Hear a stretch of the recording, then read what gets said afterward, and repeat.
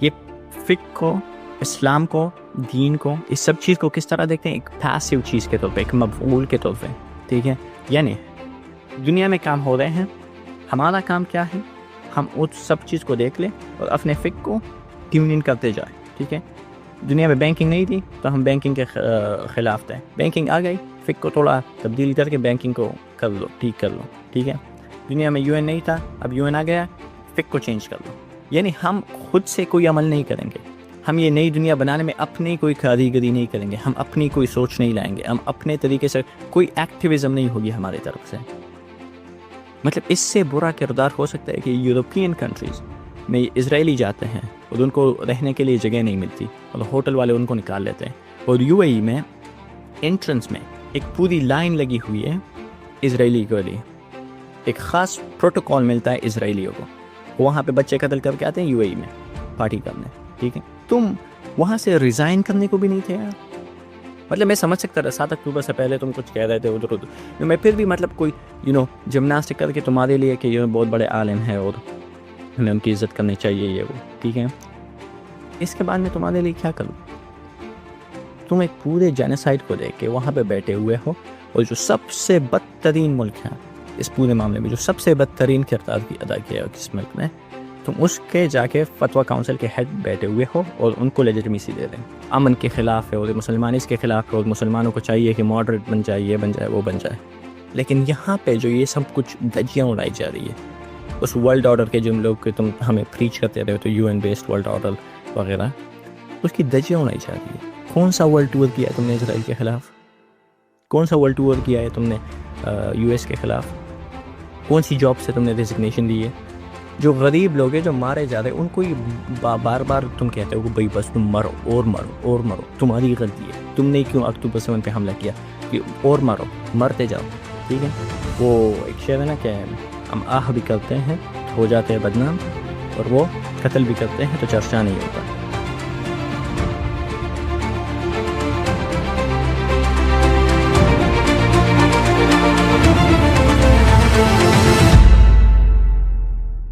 تو ہمارے پاس ہے ابراہیمی معاہدہ، دا ابراہم اکارڈز، ٹھیک ہے؟ یہ ستمبر 15 2020 کو سائن ہوا تھا، اور اس کے جو انیشل جو سائن کیا تھا وہ تھا اسرائیل، یو اے ای، بحرین اور یو ایس ایس میں ایک میڈیٹر کے طور پہ کام کرتا تھا۔ اس کے بعد موروکو اور سوڈان نے بھی جوائن کر لیا، اور باقی لوگ ہمیں سب کو پتہ ہی ہے کہ کس طرح باقی بھی بہت کوشش کر رہے ہیں کہ اس کو جوائن کریں۔ اور طوفان الاقصی جو 7 اکتوبر کو ہوا، اس کی ایک وجہ یہ بھی بتائی جاتی ہے کہ اس پورے معاملے کو روکنے کے لیے، ٹھیک ہے؟ اس کا مقصد کیا ہے؟ اسرائیل کے ساتھ ڈپلومیٹک، اکنامک، سیکیورٹی ریلیشن کو اچھے سے بحال کر لینا، اور اس کی جو بھی مسائل ہے وہ ختم کر لینا، ٹھیک ہے؟ یہ میں بات کر، اس میں یہ سیکیورٹی پارٹنرشپ بائی دا وے بہت اہم ہے، کیونکہ اسرائیل کے پاس بہت اچھی انٹیلیجنس ٹیکنالوجی ہے جو ان ملکوں کو چاہیے لوگوں پہ اسپائی کرنے کے لیے، لوگوں پہ جاسوسی کرنے کے لیے۔ اچھا، مجھے جس چیز میں زیادہ دلچسپی ہے وہ یہ ہے کہ جو ہمارے علماء نے اس میں کردار ادا کیا، ٹھیک ہے؟ تو وہ لوگ جو اس کو جو یہ نہیں جاتے، شیخ عبداللہ بن بیہ، شیخ عبداللہ بن بیہ ایک بہت بڑے عالم ہیں، جو میں کہتا ہوں بہت بڑے عالم ہے۔ مین اگر ہم ٹاپ 10 علماء کی لسٹ نکالے تو وہ موسٹ لائکلی وہاں پہ موجود ہوں گے، بہت بڑے عالم ہیں، ٹھیک ہے؟ انہوں نے اس میں بہت بڑا کردار ادا کیا ہے، اور اب اس کی ہم بات کرتے ہیں، ٹھیک ہے؟ پہلے تو آتی ہے ان کی جو کنسپشنل انوویشن ہے، جو ان کی کائنڈ آف ایک اصول الفقہ میں، کیونکہ وہ ایک اصولی اسکالر ہیں، اصول الفقہ میں ان کی ایک سوچ ہے جس کو وہ فقہ الواقع کہتے ہیں، اوکے؟ اب میں آپ کو فقہ الواقع یہاں پہ نہیں سمجھا سکتا وقت کی کمی کی وجہ سے، لیکن میں اتنا بتا دیتا ہوں کہ فقہ الواقع کا مقصد یہ ہے، ٹھیک ہے؟ اور جو مین پوائنٹس ہے وہ یہ ہے کہ ہمیں آج کے دور کے مطابق فقہ بنانی ہے، نہ کہ تاریخی سوچ رکھ کے فقہ بنانی ہے، ٹھیک ہے؟ یہ ایک بہت سمپلسٹک ایکسپلینیشن ہے۔ اب اس کی تھوڑی کچھ ڈیٹیلز دیکھتے ہیں، ٹھیک ہے؟ 1، شورا اور جو ڈکٹیٹرز ہے یا جو ملوک ہے، جو کنگز ہیں، ان کے ساتھ بہت اچھے تعلقات رکھنا، ٹھیک ہے؟ تو مطلب ہمیں اسٹیٹ کے خلاف نہیں ہونا چاہیے، ہمیں اسٹیٹ کے ساتھ ہونا چاہیے، چاہے اسٹیٹ پرفیکٹ ہو نہ ہو، چاہے اسٹیٹ اچھی ہو بری ہو، ٹھیک ہے؟ نمبر 2، جو اسلامی فقہ ہے اس کو ہم آج کے مطابق اپنے سانچوں میں ڈالیں گے، نہ کہ ہم کہیں گے کہ یہ اس طرح، یہ اس طرح. اس کو ہم اپنے حساب سے ڈالیں گے. اس میں جو ایک بہت بڑی چیز کردار ادا کرتے ہوئے مسلحہ ایک اصول الفقہ کی ٹرمینالوجی ہے، اور اس کا مقصد یہ ہے کہ ایک دفعہ ایک چیز ہوتی ہے جو تمہارے سامنے کچھ حالات ہوتے ہیں، اس حالات کے مطابق تمہیں ایک فقہی پوزیشن کو چھوڑ کے دوسرے کو لینا پڑتا ہے، کیونکہ اس سے زیادہ فائدہ ہو رہا ہوتا ہے عوام کا.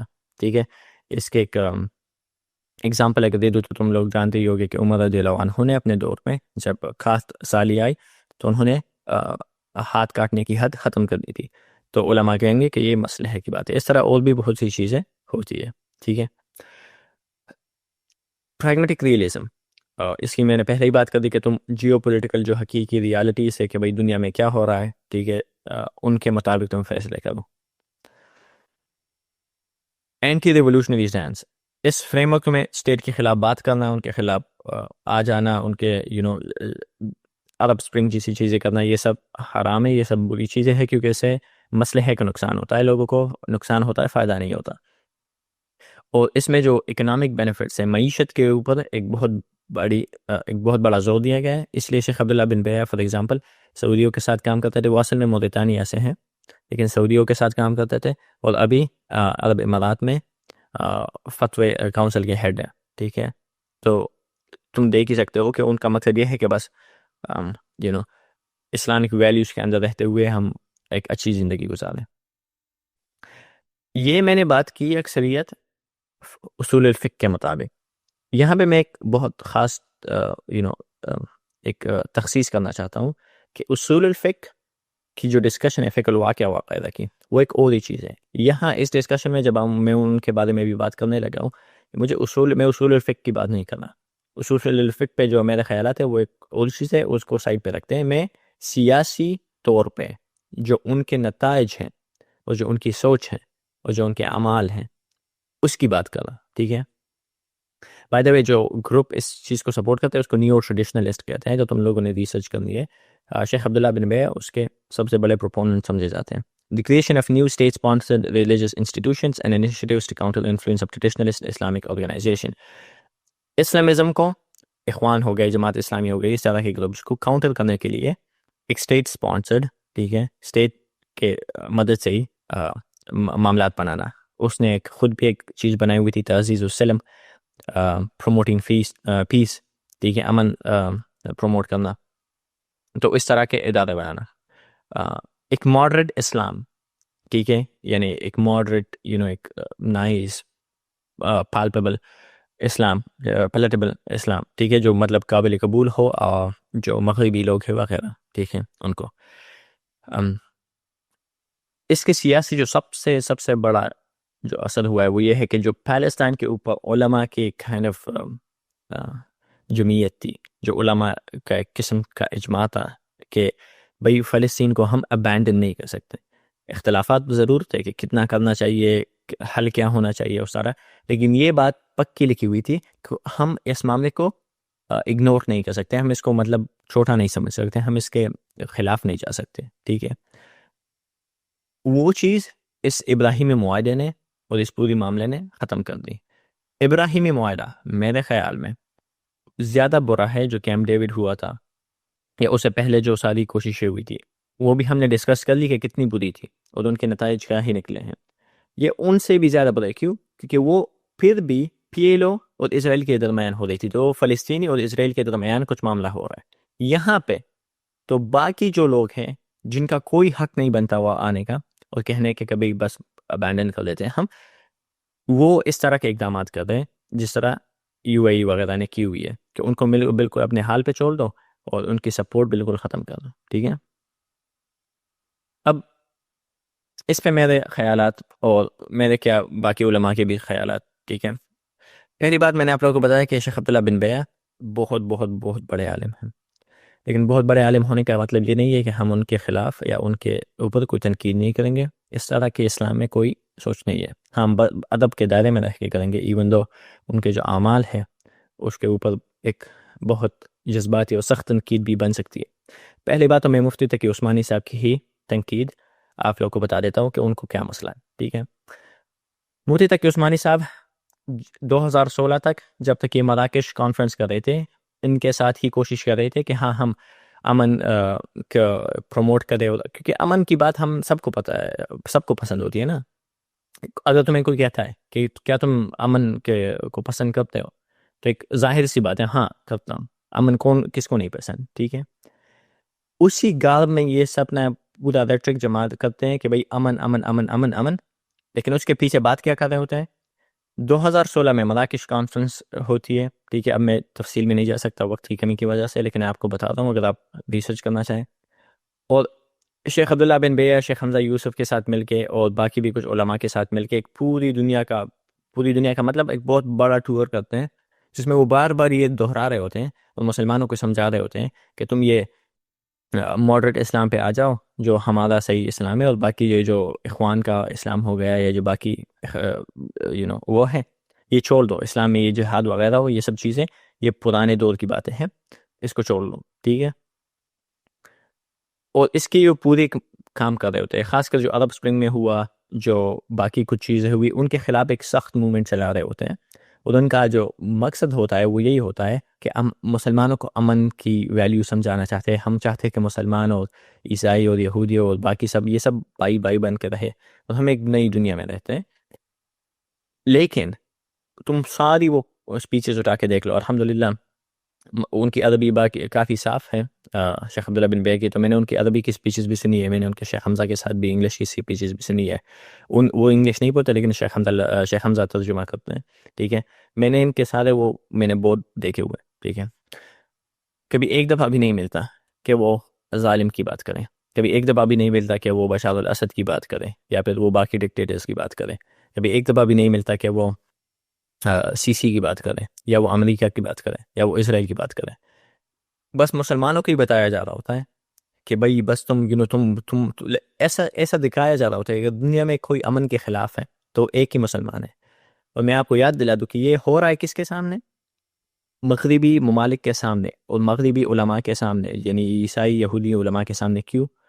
کیونکہ ان کو ہی امپریس کرنا ہے نا، ان کے ساتھ مل کے ہی انہوں نے تو تقی عثمانی صاحب تو پہلے اس پہ ایک تنقید کرتے ہیں. ان کا ایک رسالہ ہے، میں انشاءاللہ آپ کو بھیج دوں گا، ٹھیک ہے، بعد میں، جو آپ پڑھ سکتے ہیں. اٹس لائک 15 پیجز جو ان کو جوابات ہیں کچھ، ٹھیک ہے. پہلے وہ ان کے ساتھ تھے لیکن پھر وہ ان کے بہت سخت خلاف ہوتا ہے. دوسری بات ہے وہ تو یہ تو ہو گئی آپ کی کہ بس مسلمانوں پہ تنقید کرو، باقی سب کو چھوڑ ہی دو، ان کو کبھی کچھ نہ کہو، ٹھیک ہے. دوسری بات ابراہیمی معاہدہ اور ابراہیمی الائنس. اس کے جو اسلامک کانوٹیشنز ہے وہ کیا ہے کہ ہم ایک دیئرز ابراہیمک ریلیجنس، آپ لوگوں نے سنا ہوگا ابراہیمک ریلیجنس، یہ یہودی، نصرانی یا عیسائی اور مسلمان، ٹھیک ہے. چونکہ یہ سب بائی بائی ہے اور یہ سب ایک ہی ابراہیم علیہ السلام کو مطلب مقدس سمجھتے ہیں اور ان کے ان کو بہت عزت رکھتے ہیں، تو یہ اگر ساتھ مل جائے تو ایک ہی اور اس میں کچھ ٹرمز استعمال ہوتی ہیں، ابراہیمک الائنس، ابراہیمک فیملی، تو ابراہیمی خاندان بیسکلی، ٹھیک ہے، یا اسرت الابراہیم، اس طرح کی ٹرمینالوجیز یوز ہوتی ہیں. یہ ایک بہت پالی یہ ایک بہت بری بات ہے، ٹھیک ہے. پہلی بات تو میں آپ سے سوال پوچھتا ہوں، کیا ابراہیم علیہ السلام یہودی تھے، نصرانی تھے، کون سا کیا تھے وہ؟ کوئی جواب دینا چاہے گا؟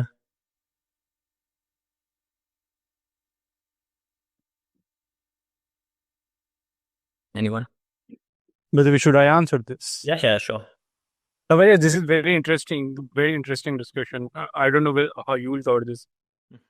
I hope, obviously, I trust you in this. But majority of جو کہتے ہیں یہودی جو ہے نا، وہ حضرت ابراہیم علیہ السلام کو کیسے کہتے ہیں یہودی نہیں مانتے.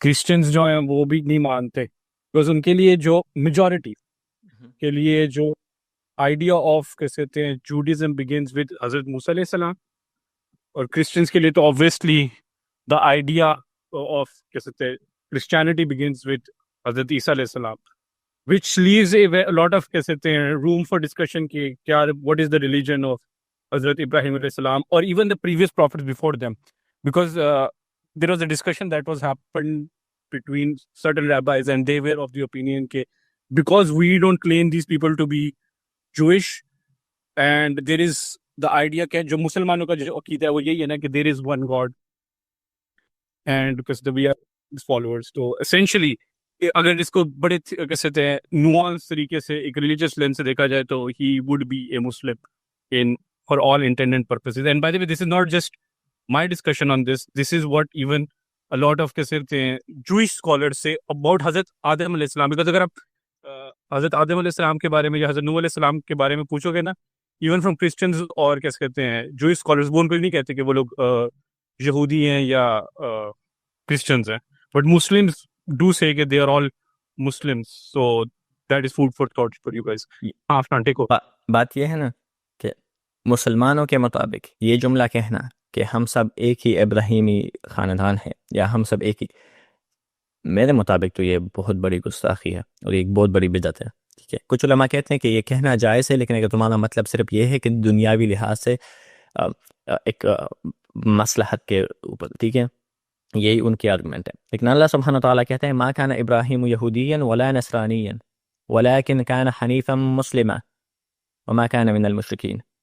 ابراہیم علیہ السلام نہ یہودی تھے، صاف صاف الفاظ، ما کان یہودیا، ما کان ابراہیم یہودیا، وہ ابراہیم علیہ السلام ایک یہودی نہیں تھے، ولا نصرانیا، وہ ایک نصرانی نہیں تھے، ولیکن لیکن کیا تھے، کان حنیفا مسلما، وہ ایک حنیف تھے. حنیف ہوتا ہے مونوتھیسٹ کو، ٹھیک ہے، وہ ایک مونوتھیسٹ تھے، مطلب ایک خدا کے ماننے والے تھے، مسلمہ، اور وہ ایک مسلمان.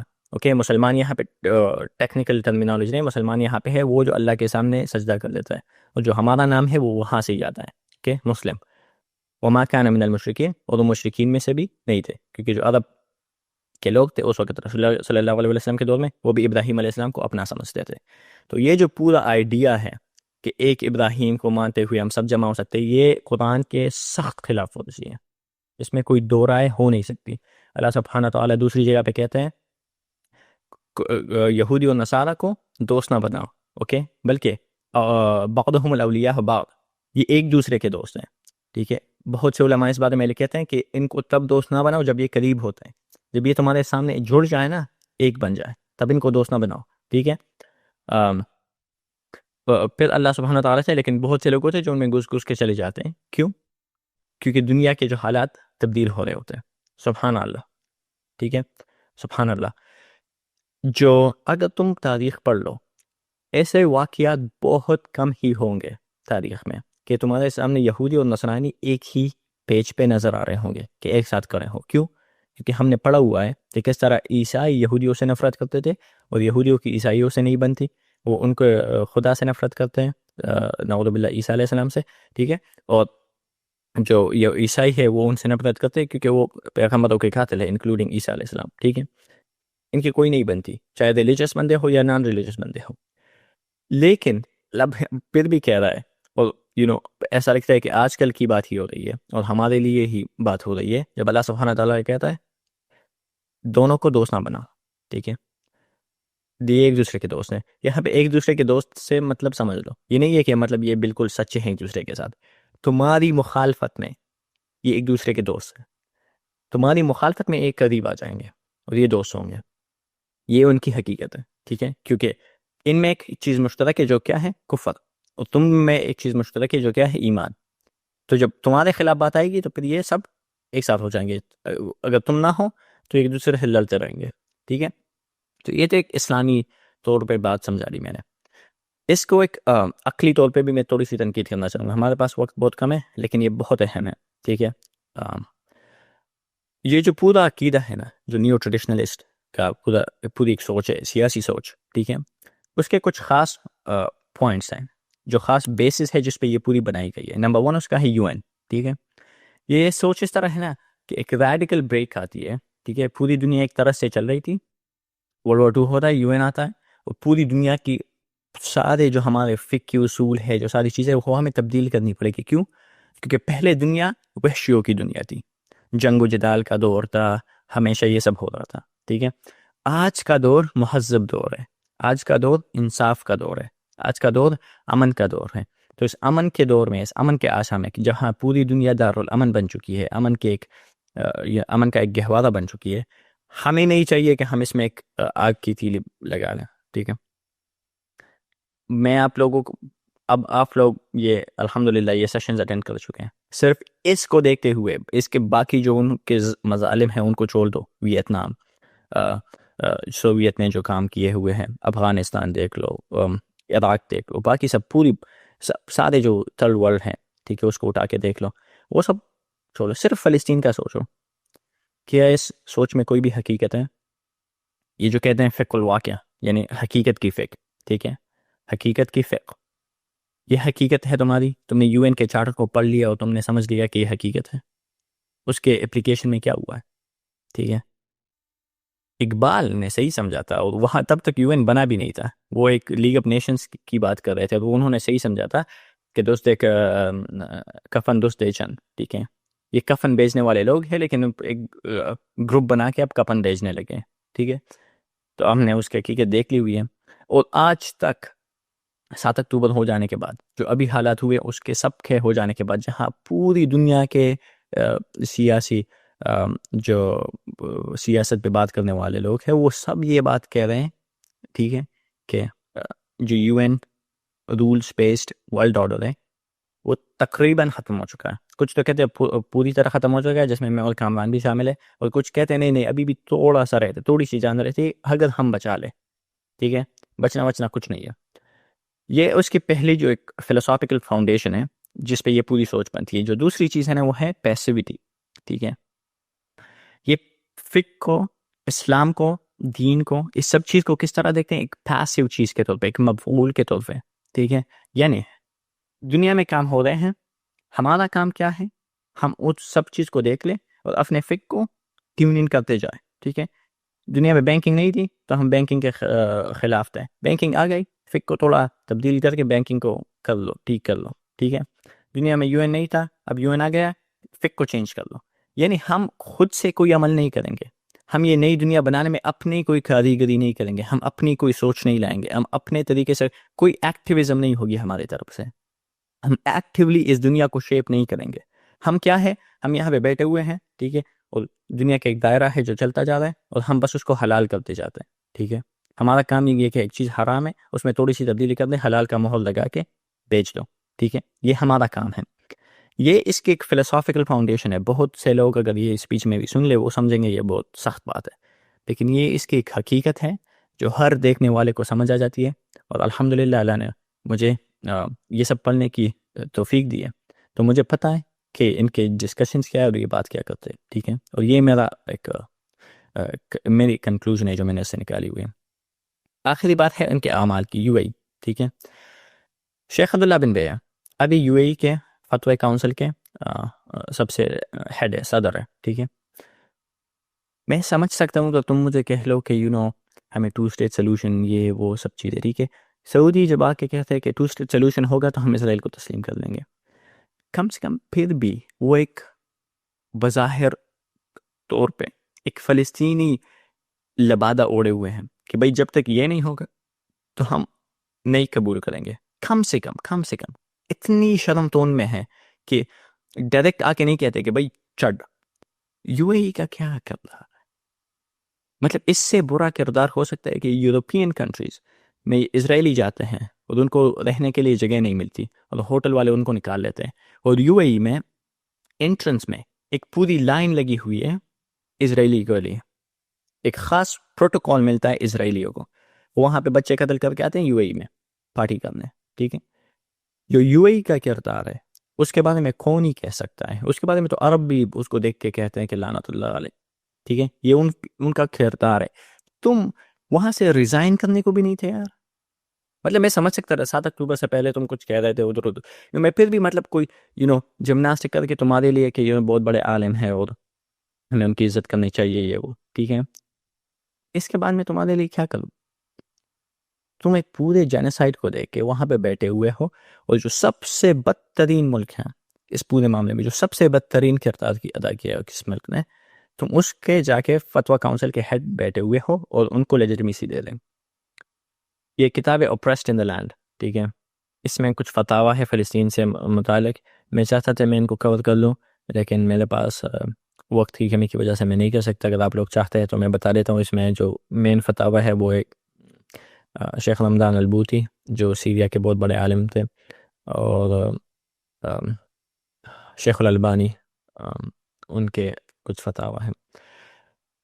اگر آپ لوگوں نے فقہ الواقع جو شیخ عبداللہ بن بیہ کے ایک سوچ ہے اس کو بعد میں پڑھنا ہے، یا پھر اس کے جو سیاسی خیالات ہیں اس کے بعد میں پڑھنا ہے، تو آپ شیخ حمزہ یوسف کے لیکچرز، بن بیہ کے لیکچرز، اور ان کے جو قریب دونوں ساتھ میں لیکچرز ہیں جس میں شیخ حمزہ ان کے ترجمہ کرتے ہوتے ہیں، وہ آپ انٹرنیٹ پہ یوٹیوب وغیرہ پہ دیکھ سکتے ہیں، کافی زیادہ موجود ہے. ٹھیک ہے، بن بیہ کے کتابیں بھی آپ دیکھ سکتے ہیں. ٹھیک ہے، لیکن وہ ساری عربی میں ہے تو آپ لوگ کو تھوڑی مشکل ہوگی شاید، لیکن سیکنڈری ریسرچ موجود ہے، تو آپ بن بیہ اگر سرچ کر لیں تو آپ کو کچھ لوگ مل جائے گے.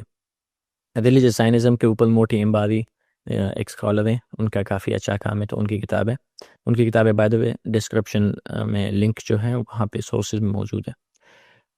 کرسچن زائنزم کے اوپر ڈاکٹر علی عطائے بلاگنگ تھیولوجی کے اوپر ان کے جو ویڈیوز ہیں، اگر آپ وہ دیکھ لیں تو آپ کو بہت فائدہ ہوگا. موسیٰ الاعظمی ایک بن بیہ کے کام کے کریٹیکل انالیسس کے لیے، موسیٰ الاعظمی ان کا نام ہے، قطر کے ایک بنگالی اسکالر ہیں، انہوں نے کافی اچھا کام کیا ہوا ہے. جزاکم اللہ خیرن، اور بہت شکریہ آپ لوگ یہاں پہ اتنا لمبا لیکچر سنا. ابھی ڈسکشن کر لیتے ہیں کیونکہ دس از اور لاسٹ لیکچر. مجھے کافی اداسی ہے ایکچولی کہ اتنے کم لوگ آ جائیں، لیکن خیر ہے، کوئی بات نہیں، ہوتا رہتا ہے. I'm gonna just stop sharing. جی، کسی کے کوئی سوالات، کوئی ڈسکشن، کوئی بات، کوئی خیالات پورے لیکچرز کے بارے میں، پورے جو کورس تھا اس کے بارے میں، کوئی ہمارے لیے فیڈ بیک، کوئی کامنٹس، کچھ بھی پلیز. میں اور کامران دونوں موجود ہے by the way, it's not just me, تو کوئی بھی سوالات ہو، کچھ بھی ہو پلیز. جی ارینا بہن.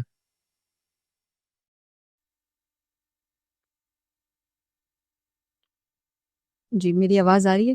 جی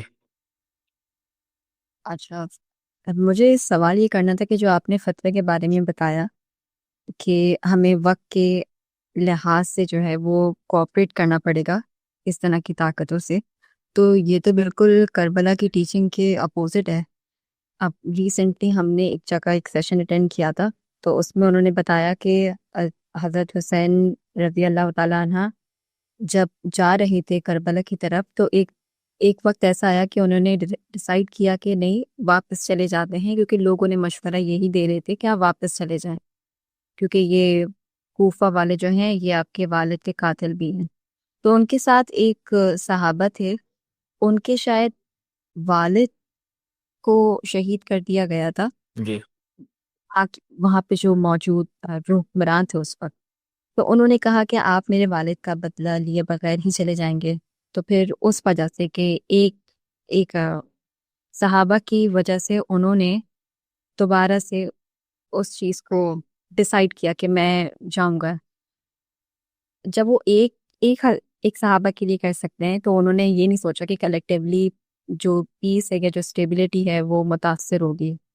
تو یہ ایک طریقے کا کاؤنٹر آرگیومنٹ کیا بن سکتا ہے اس پر؟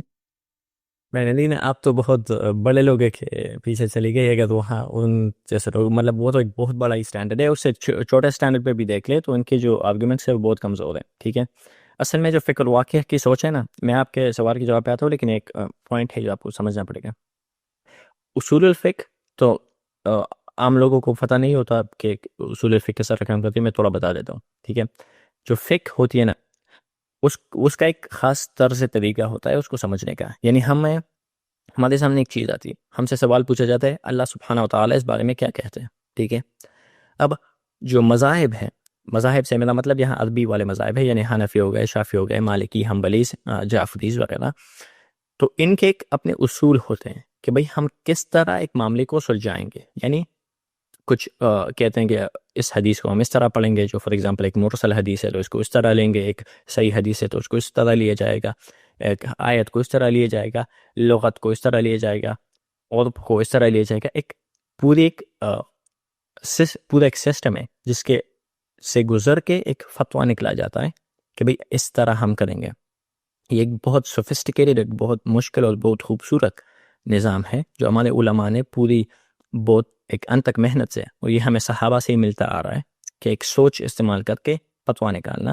ٹھیک ہے، لیکن مسئلہ یہ ہوتا ہے نا کہ وہ اصول الفقہ کی ڈسکشن سے یہ موجود ہے، لیکن اب جو آج کل بتایا جاتا ہے فقہ الواقع، جو اصولی ڈسکشن ہے وہ یہی ہے کہ وہ بیسیکلی کہہ رہے ہیں کہ ہم کیا کریں گے کہ مسئلہ کو سب سے اوپر لا دیں گے. اب یہاں میرا مسئلہ اصول الفقہ میں باقی علماء بھی مسئلہ کو مانتے ہیں، یہ سب لوگ مانتے ہیں کہ عقل سے کام لیں گے، اگر ایک چیز کا زیادہ نقصان ہو رہا ہے، فائدہ نہیں ہو رہا تو ہم وہ نہیں کریں گے. لیکن نقصان اور فائدے کی جو ڈٹرمنیشن ہے وہ کون کرے گا؟ ہمیں کون بتائے گا کہ بھئی ایک چیز کا فائدہ ہو رہا ہے یا پھر نقصان ہو رہا ہے؟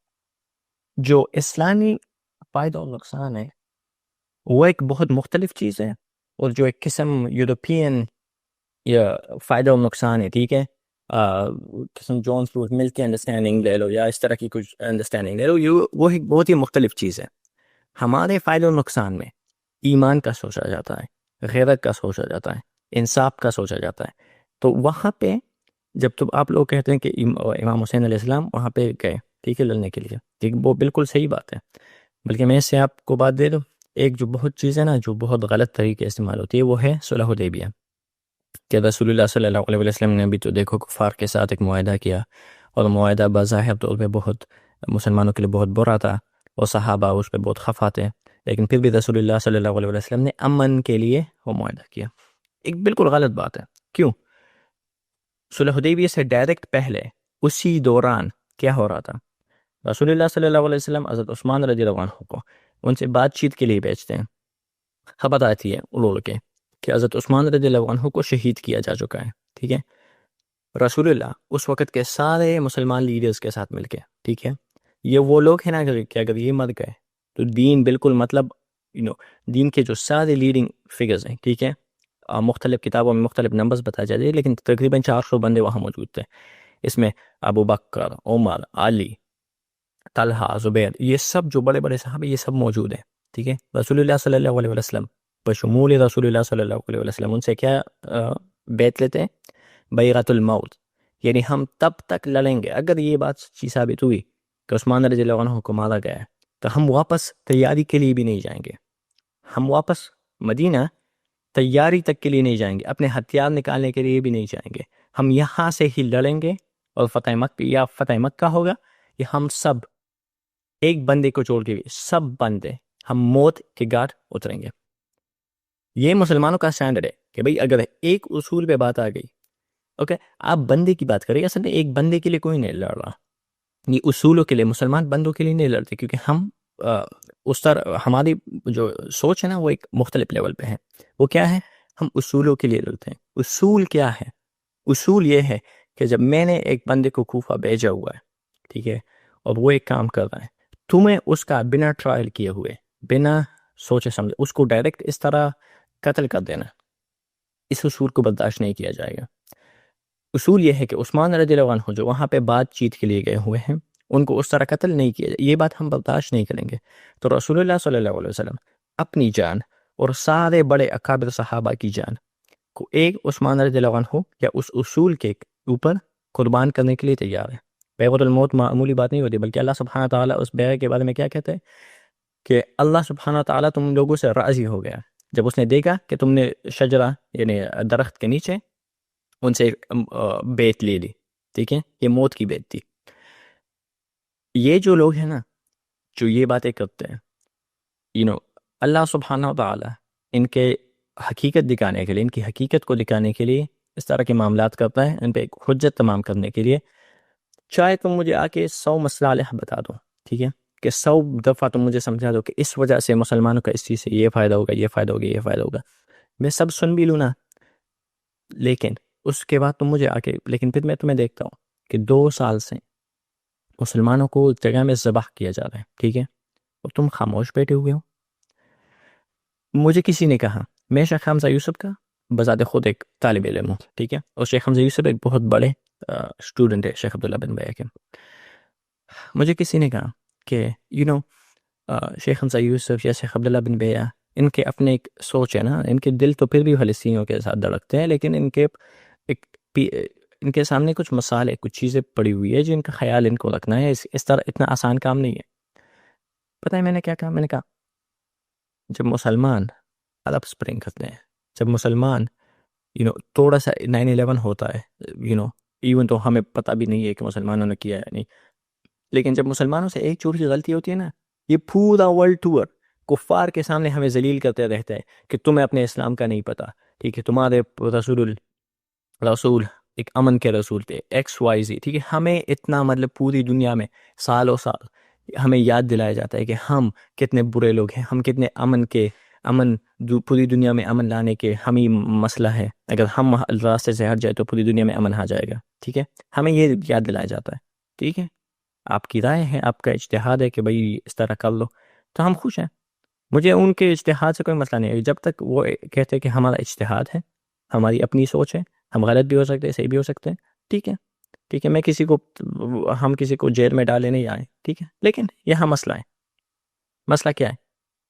پھر ابھی یہاں پہ بھی تو کرو نا، ٹھیک ہے، وہاں پہ تم اتنا کر رہے ہو، وہاں پہ تم اتنے چیخ و پکار کے ساتھ مسلمانوں کو کہہ رہے ہو، 2 مسلمانوں سے غلطی نہیں ہوئی ہوگی، اور تم پوری دنیا کے سامنے مسلمانوں کو کہہ رہے ہو کہ مسلمان امن کے خلاف ہے، اور مسلمان اس کے خلاف ہے، اور مسلمانوں کو چاہیے کہ ماڈریٹ بن جائے، یہ بن جائے، وہ بن جائے، لیکن یہاں پہ جو یہ سب کچھ دھجیاں اڑائی جا رہی ہے، اس ورلڈ آرڈر کے جن لوگ کہ تم ہمیں پریچ کرتے رہے ہو، تو UN بیسڈ ورلڈ آرڈر وغیرہ، اس کی دھجیاں اڑائی جا رہی ہے۔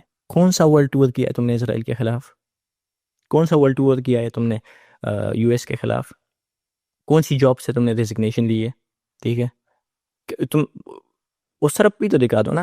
تو اس میں میں آپ کو مفتی تقی عثمانی صاحب کا جو جواب ہے نا ان کو، اس میں اینڈ میں مفتی تقی صاحب ایک شعر لکھتے ہیں، اور یہ وہ ڈائریکٹلی شیخ عبداللہ بن بیہ کو یہ خط لکھ رہے ہیں، ٹھیک ہے، وہ لکھتے ہیں، تیرے نشتر کی ضد شریان کیسے ناتواتک ہیں، تیرے نشتر کی ضد شریان کیسے ناتواتک ہیں، جو تمہاری نشتر ہے نا، جو تمہارا وار ہے، جو تمہارا حملہ ہے، وہ صرف کیسے ناتواں، اس کمزور کیسے وہ شاہد ہے جو شعر لکھ رہے ہیں، ٹھیک ہے، کیسے ناتواں تک ہی پہنچتی ہے۔ جو غریب لوگ ہیں جو مارے جا رہے ہیں، ان کو ہی بار بار تم کہتے ہو کہ بھائی بس تم مرو اور مرو اور مرو، تمہاری غلطی ہے، تم نے کیوں اکتوبر 7 پہ حملہ کیا، کہ اور مرو، مرتے جاؤ، ٹھیک ہے۔ وہ ایک شعر ہے نا کہ ہم آہ بھی کرتے ہیں تو ہو جاتے ہیں بدنام، اور وہ قتل بھی کرتے ہیں تو چرچا نہیں ہوتا۔ تو میرے خیال میں ان کے اندر، میں کسی کے ایمان پہ بات نہیں کرنا، میں کسی کے دل کو نہیں جانتا، اللہ سبحانہ و تعالیٰ دلوں کا مالک ہے، لیکن بظاہر جو ہمیں نظر آتا ہے وہ یہی ہے کہ یہ لوگ اپنے ایمان کو اور فلسطینیوں کی جانوں کو ایک بظاہر طور پہ یہی ہے کہ بیچ چکے ہیں، اور اللہ ان سے انشاءاللہ جواب لے گا۔ آپ نے امام حسین علیہ السلام کی بات کی، تو ہم جانتے ہیں کہ بہت لوگ تھے، ٹھیک ہے، کوفہ والے تقریباً سارے، مطلب ان کو مارنے والے کون تھے؟ جو ہاتھ استعمال ہو رہے ہیں، حکم تو باہر سے آیا ہے نا، لیکن جو ہاتھ استعمال ہو رہے ہیں وہ کون ہے؟ وہی لوگ ہیں جو ان کو خط لکھ رہے تھے کہ آ جاؤ آ جاؤ آ جاؤ، ٹھیک ہے۔ تو یہ اسلام کے غیرت کو مینٹین کرنا بہت مشکل کام ہوتا ہے، ہاتھ ہتھیلی پہ رکھنا پڑتا ہے، ٹھیک ہے۔ تو آپ کا سوال بالکل صحیح ہے، اور ان کے پاس امام حسین علیہ السلام کا کوئی جواب نہیں ہے، تبھی یہ کبھی امام حسین علیہ السلام کی بات ہی نہیں کرتے، ٹھیک ہے۔ میں تقریباً 2 سال سے زیادہ ہو گئے میں یہاں زیتونہ میں ہوں، ٹھیک ہے، میں نے 100 دفعہ شیخ حمزہ کو بولتے ہوئے دیکھا ہے، کبھی ایک دفعہ ان کے منہ سے میں نے امام حسین علیہ السلام کا ذکر نہیں سنا، ٹھیک ہے۔ تو امید ہے آپ کو آپ کا جواب مل چکا ہوگا، یہ انشاءاللہ ہم اچھا، ایک اور پوائنٹ، جی پوچھیے۔